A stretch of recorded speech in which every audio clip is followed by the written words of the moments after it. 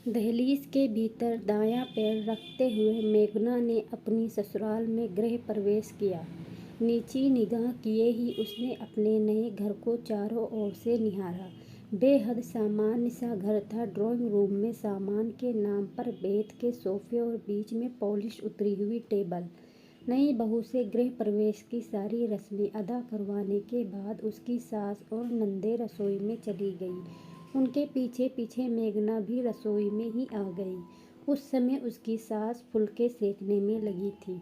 बड़ी ननद थालियों में खाना लगा रही थी तो छोटी बर्तन निकाल रही थी। स्पष्ट है कि घर का सारा काम हाथ से ही किया जाता है।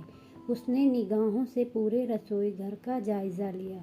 रसोई में दालें, मसाले आदि सामान, चाय, बॉर्नवीटा, च्यवनप्राश, घी और अन्य सामानों के खाली हुए तरह तरह के डिब्बे डिब्बियों में भर रखा था। गैस से सटी हुई दीवार के सामने बनी अलमारी में एल्युमिनियम की पुरानी कढ़ाइयाँ व कुकर बर्तन आदि रखे थे, जिनके नज़ारे उसके मन में भी काले धब्बे छोड़ते जा रहे थे। खाने के बाद ननद ने उसे उसके कमरे में जाकर आराम करने को कहा तो अकेले में आकाश के साथ समय बिताने के ख्याल से उसे थोड़ा सुकून मिला। पर कमरे में पैर रखते ही अपनी कल्पना से बिल्कुल परे साधारण से कमरे को देख उसका मन और भी भारी हो गया। उसने इतने साधारण घर परिवार की कल्पना भी नहीं की थी। उसे एक ही झटके में अपने रूपहाले सपने चकनाचूर होते नजर आए। वह जब से आई थी मन ही मन हर बात में ससुराल की तुलना मायके से किए जा रही थी। आकाश ने मेघना के चेहरे की उदासी पढ़ ली थी। तुम कुछ परेशान लग रही हो। मेघना ने कोई जवाब नहीं दिया, बस उसकी आंखें भर आई। कहना चाहती थी, तुम तो मुझे कहते थे रानी बनाकर रखूंगा, ये है तुम्हारा राजमहल, लेकिन कुछ कहा नहीं। आकाश के बार बार पूछने पर न चाहते हुए भी मेघना के मन का बांध फूट पड़ा। मेघना की बातें सुनकर आकाश के चेहरे पर पल भर को तो उदासी छा गई, पर अगले ही पल वह खुद को संयत करते हुए बोला, तुम्हें तो पता है ना, मेरी 3 बहनें हैं। इसके अलावा पापा की भी 4 बहनें हैं। पापा की छोटी सी नौकरी, उनकी जो भी जमा पूंजी थी, उसमें तीनों बेटियों की शादी निपटाई। अब तक तो बहनों के बच्चों की शादी में मायरे भरने, बेटियों के बच्चों के जन्म पर छूछक भरने का समय आ गया। इन सब के लिए उन्हें कई बार कर्जा भी लेना पड़ा। जब से मेरी नौकरी लगी है, इन सब जिम्मेदारियों में पापा का हाथ बटाना मेरा भी फर्ज बनता है।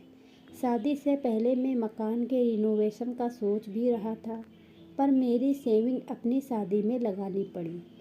तुम मेरे जीवन का संबल हो, तुम मेरे साथ हो तो मैं ज़िंदगी की हर जंग लड़ जाऊंगा। तुम्हें मुझ पर विश्वास है ना? मेघना ने जवाब में धीरे से अपना सिर हिला दिया। मेघना का मूड बदलने के लिए आकाश उसे अपने बचपन और कॉलेज के दिनों के फ़ोटो दिखाने लगा। थोड़ी देर बाद बात करने के बाद उसे लगा कि मेघना शायद सोना चाहती है। थकी हुई मेघना को तुरंत नींद लग गई। जब उसकी नींद खुली तो आकाश कमरे में नहीं था। उसे खुद पर बहुत गुस्सा आया कि उसने आकाश का दिल दुखाया है। वह तो कितनी खुशनसीब है जो उसे आकाश जैसा जिंदा दिल और प्यार करने वाला जीवन साथी मिला है। 100% तो कुछ नहीं होता, वह खुद भी नहीं है। जरूरी नहीं कि शादी के बाद सब कुछ मन मुताबिक मिले। आकाश एक प्रोफेशनल है, बहुराष्ट्रीय कंपनी में बड़े पद पर है। उसके घर परिवार में उसकी प्रतिष्ठा है। तुलना करे तो वह आकाश से कम पढ़ी लिखी है। वह नीचे आई तो ननद की छोटी बेटी उसकी गोद में आकर बैठ गई और पूछने लगी, मामी जी, खाना बनाने की लछम में आप क्या बनाने वाले हो? भाई, जमकर बारिश हो रही है, हम तो तुम्हारी मामी के हाथ के बने पकोड़े और हलवा खाएंगे। उसके जवाब देने से पहले ही बड़े जीजाजी बोल पड़े। सबकी नज़रें मेघना पर टिकी हुई थी। वह एक पल को तो असमंजस में पड़ गई, फिर उठकर ऊपर चली गई। आकाश के साथ साथ वहाँ बैठे सभी लोग प्रश्नवाचक निगाहों से उसे जाते हुए देखने लगे। उसके यूं उठकर जाने से आकाश के चेहरा का रंग भी उड़ गया। वह सोचने लगा, आ गई शामत। एक तो उसका पहले से ही मूड खराब था, अब सबके बीच में से एकाएक उठकर उसे मनाने भी नहीं जा सकता।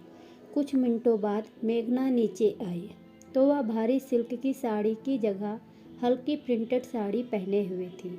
आकाश से नज़रें मिली तो आंखों ही आंखों में उसने आकाश को दिलासा दी कि चिंता मत करो, जिंदगी की हर जंग में मैं तुम्हारा साथ निभाऊंगी। और अपनी साड़ी का पल्लू कमर में खोस नई बहू का फर्ज अदा करने रसोई घर की ओर चल दी। उसकी मीठी मुस्कान से आकाश के उदास चेहरे पर इंद्रधनुषी रंग बिखर गए थे। तो ये कहानी हस्बैंड और वाइफ की है।